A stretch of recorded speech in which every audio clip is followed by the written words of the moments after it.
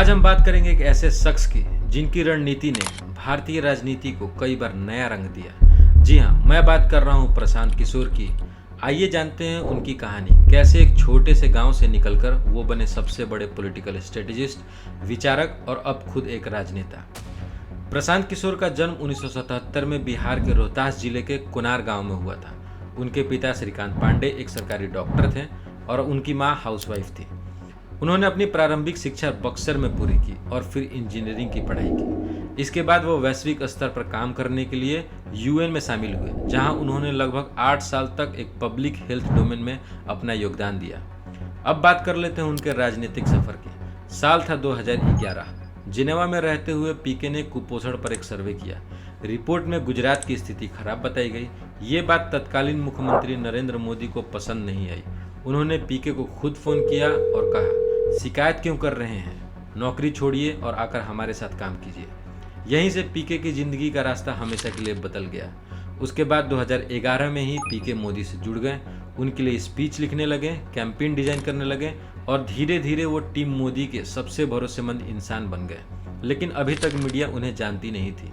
इसके बाद उन्होंने अपनी पहली कंपनी कैग यानी कि सिटीजन फॉर अकाउंटेबल गवर्नेंस खोली, जिसको बाद में बदल करके आईपैक यानी कि इंडियन पॉलिटिकल एक्शन कमेटी रखा गया, जिसने 2014 लोकसभा चुनाव में बीजेपी को पूर्ण बहुमत दिलाने में अहम भूमिका निभाई।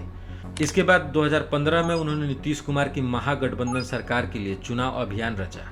2015 में पीके ने नीतीश कुमार और लालू यादव को एक साथ ला दिया था। बिहार का महागठबंधन बना और चुनाव में बीजेपी को करारी हार मिली।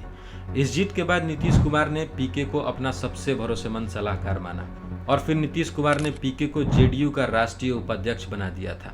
लेकिन 2019 में सीएए एनआरसी के मुद्दे पर पीके और नीतीश कुमार में टकराव हो गया और वो उनसे अलग हो गए। छोड़ा नीतीश कुमार को कब? जब नीतीश कुमार ने पार्टी के बैठक में यह तय किया कि सीए एनआरसी पर हम लोग सीए एनआरसी के विरोध में हम लोग रहेंगे और मुझे नंबर 2 बनाने के बाद पार्टी का निर्णय बदलकर सीए एनआरसी के पक्ष में वोट किया, तो हम चुप रहने वाले हैं नहीं। मैंने सवाल उनको उठाया कि जब पार्टी में तय हुआ था कि सीए एनआरसी में हम लोग विरोध में रहेंगे, तो आपने मुसलमानों के हित का ध्यान न रखकर, संविधान की बात को ध्यान में न रखकर, दल के आइडियोलॉजिकल पोजीशन को ध्यान में न रखकर वोट क्यों कराया? नीतीश कुमार का जवाब क्या था कि भाई हम लोगों ने पार्लियामेंट में वोट एमपी लोगों ने कर दिया, हमको तो पता ही नहीं चला, बिहार में हम लोग इसको लागू नहीं करेंगे, आप कह दीजिए। तो मैंने कहा भाई ये आदमी के साथ अब नहीं रहना है। उसी नाम पर मुझे दल से एक्सपेल किया उन्होंने। पीके ने और भी काफी सारे नेताओं के साथ काम किया और उसमें लगभग सफल भी हुए, जैसे कि एमके स्टैलिन, जगन मोहन रेड्डी, अमरिंदर सिंह, उद्धव ठाकरे, अरविंद केजरीवाल और ममता बनर्जी।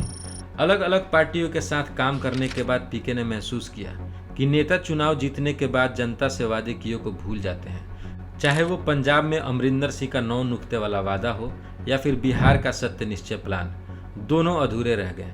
पीके को लगा कि वो इस छल का हिस्सा बन रहे हैं। यही कारण था कि उन्होंने तय कर लिया कि अब वो किसी पार्टी के लिए काम नहीं करेंगे। 2021 के बाद उन्होंने चुनावी रणनीति से संन्यास लिया और एक नए सामाजिक राजनीतिक आंदोलन की शुरुआत की। 2 मई 2022 को उन्होंने जन स्वराज अभियान की घोषणा की और 3000 किलोमीटर से ज्यादा पद यात्रा शुरू की।